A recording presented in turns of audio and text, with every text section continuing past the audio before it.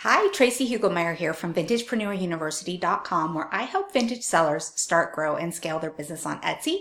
I also own my own vintage business, Rustic Guide, that I've had on Etsy since 2013. And this is a mini branding series where I'm going to walk you through all the little parts of branding.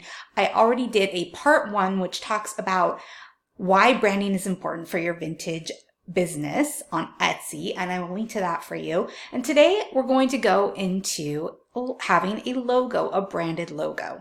So if you're stuck on a logo for your vintage business, this video is for you, because not only am I going to link to the tutorial that I made on how to make a free logo on Canva, but I'm going to talk a little bit about what's important in a logo.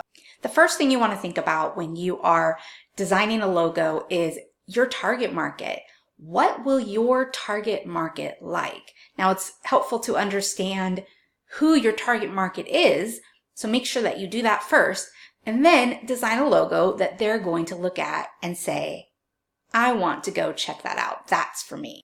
So do you want to speak to the hipster crowd, the super trendy hipster crowd, or do you want to speak to the eco-conscious crowd, that loves the recycling aspect of vintage? Or maybe you're targeting, moms. Maybe you have a vintage maternity shop and you're targeting moms and you want to speak to moms. So those are things you can consider when you're designing your logo.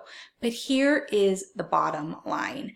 Don't get caught up on it. Don't get stuck. Just pick something and move on. This is not something to make or break your business. You can always go back and make tweaks to it later. But if you're brand new and you're just starting out and you don't know where to get started, I do recommend that you choose something that is basic and simple and doesn't have a lot of colors, because you don't want to make decisions later that have to do with colors and then that clashes with your logo.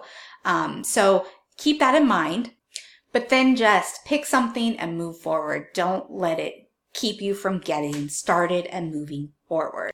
As you're going to see in the Canva tutorial that I'm linking in the notes below for you, it is so easy to do it because they start with templates and then you just have to go in and make some tweaks to personalize it for yourself. So you have basically professionally designed templates already done for you, and you just make it into yours. You're good to go and you can call it a day. So branding is important, and branding can help you build trust in all these things, but branding can also be changed and tweaked if you need to later. So like I said, if you're new, just go ahead and pick something and move forward. A little secret, I'm still using the logo that I designed back when I was brand new using some type of phone app. I since did some editing to it to make it a little bit more usable, but same logo. So you can, if I can do this, you can do this too. I didn't even know about Canva back in the day. I wish I did. If you liked this video, make sure to give it a like, subscribe to my channel, and click the little bell as well so you get notified whenever a new video comes out, including the next ones in these mini series. Thank you so much for joining me today, and have a great rest of your day. Bye.